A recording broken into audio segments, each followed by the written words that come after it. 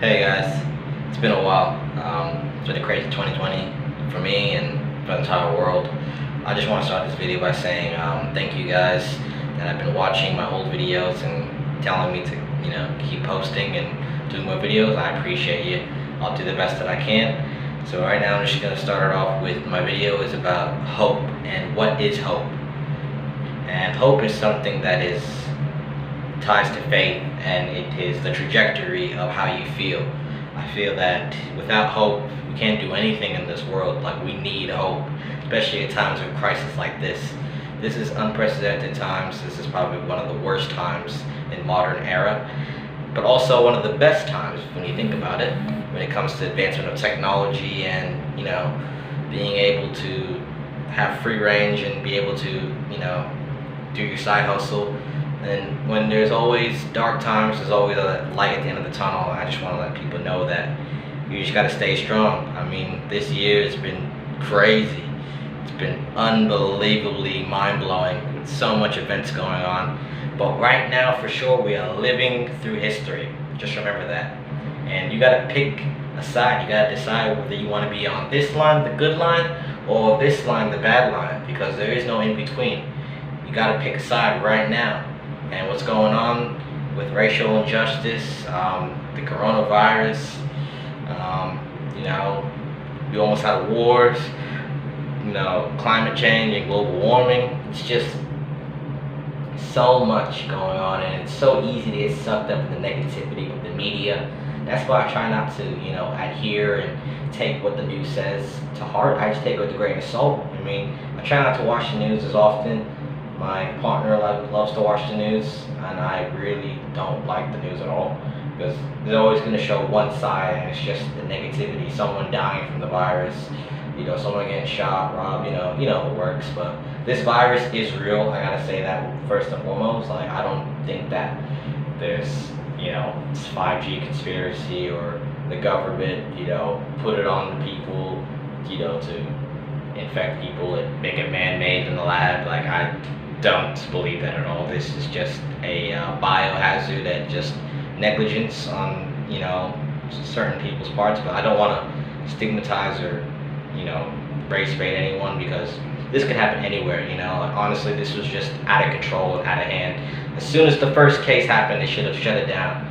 But I just love how we have certain leaders that like to, backpedal and say, it's just a hoax, oh, the previous guy, he was struggling with Ebola, this and that, but Ebola barely killed as many people as the coronavirus has, And what also perplexes me is that we had a coronavirus type of thing back in 2002, 2003, if not many of you remember SARS.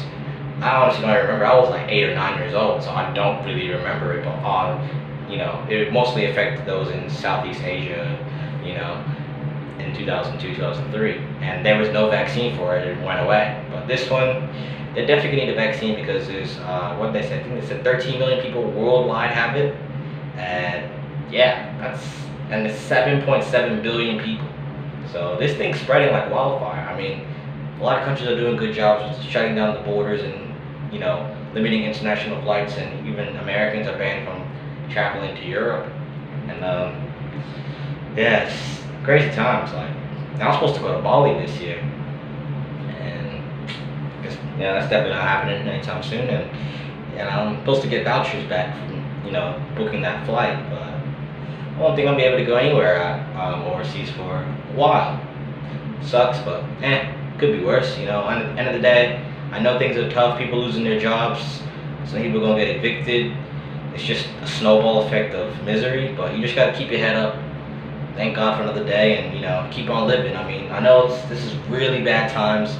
This is really tough. This is something that no one was prepared for. And you see all these experts saying, "Oh, you should have saved your money 3 to 6 months."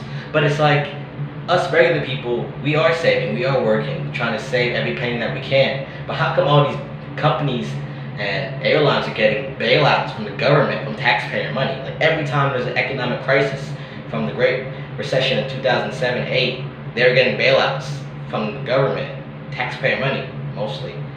And they're telling us, regular people, you should have saved your money, this and that. But why couldn't these big corporations making millions, even billions of dollars, couldn't even save, for a rainy day for 36 months. Doesn't make no sense. Like, how you gonna tell me to save my money, which is important? We all should save our money, but you're not doing the same thing. You're being a false prophet. Don't tell me that, you know what I mean? Like, it just doesn't make no sense to me.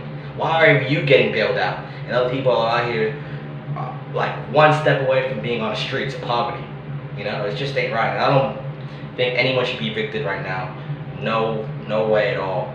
I know it's tough. I know it's hard. And I know that a lot of landlords aren't getting their rent money and stuff, but work out a plan and negotiate a plan with those renters that are suffering and lost their jobs, and those that are unemployment benefits and they're about to lose their benefits, because this is just going to be, excuse my French, it's going to be a shitstorm. It's going to be real bad. It's going to get bad before it gets good, and I don't know what we can do to fix it, but we just got to stick together and just, do the best that we can every day. Just got to take it one day at a time, and these virus, they will get the vaccine, they will get the cure, and things will slowly go back to normal. Right now, where I'm at, things are decent, I'm glad that I'm able to play basketball in the park again, go to the gym, because when I was in quarantine, I was losing my mind,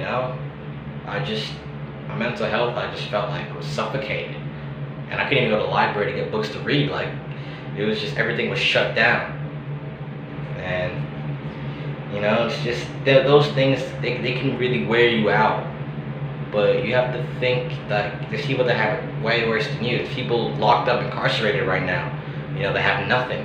There are people in third world countries that are suffering with the virus, a natural disaster. And they'll barely have a roof over their head or food. And they're surviving. So it's like, you just gotta be grateful for where you're at in your position, and you just gotta look out for those that don't have it. So that's my advice for everyone. Just have that hope, do something, write, your feelings, watch funny videos, call your friends up,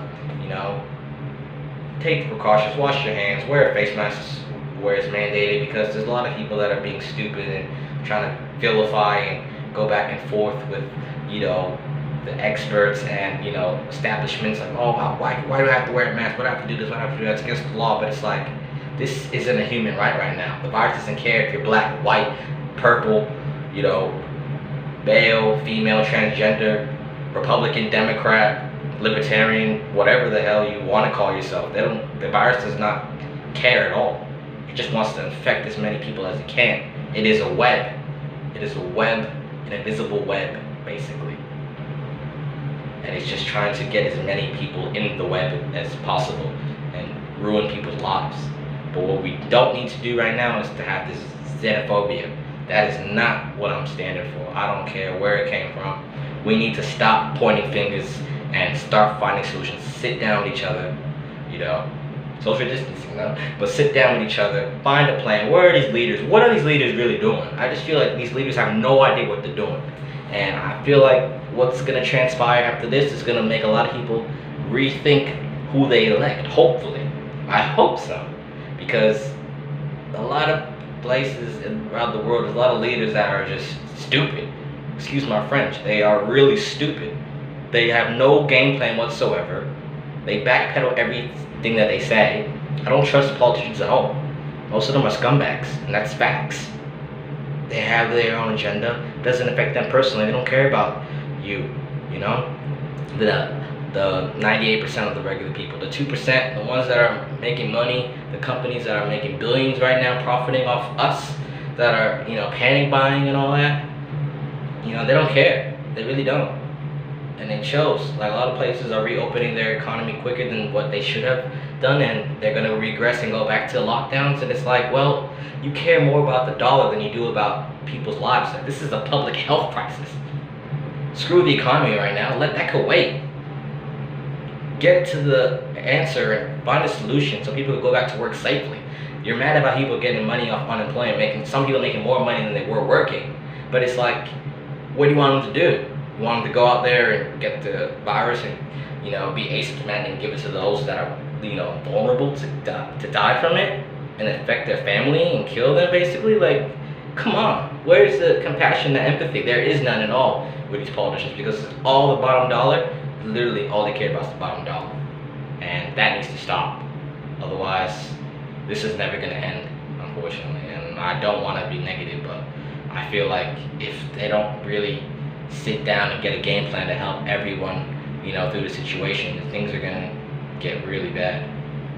But hey, end of the day, just my advice: people, save your money, save your chickens. That's what Marshawn Lynch said. Save your chickens for a rainy day. That is facts. Wash your hands. Just be safe, be smart. End of the day, this is common sense. This is kindergarten stuff. More people need to wash their hands, and don't touch their faces often. Just think about your loved ones and those that are vulnerable and have, certain ailments, and just look out for those and pray for all those that need it, because right now suicide rates are going up like crazy. There's a lot of disparity, and people they don't know what to do the next day. They don't even know what they're gonna do, the next month. So we just gotta look out for them and donate, contribute in any other way, and just be a good person. Look out for your fellow human being, because right now I feel like there is no unity, and I feel like this virus is showing us that we as humans are failing. We really are. We're not progressing and going ahead. But this virus is showing us what we need to know. That it's 2020, so it's in hindsight, and it's a crazy thing. It's like basically resetting the planet in a way. What's happened in 2020 is what 2012 wanted to happen, but never did. And all of these trolls saying, oh, 2020 wasn't that bad, we had worse years. Really? You think so? I don't remember 2012 being this bad. 13, 14, 15, 16, 17, 18, 19. The years before that, I'm 26 years old. I'm still young, but I'm old enough to remember a lot of things like 9/11 and Y2K and all that. So tell me another year that was, that had this much stuff going down. I don't recall any other year. So that's that. I just wish everyone well. Take care and stay tuned for the next episode. Peace.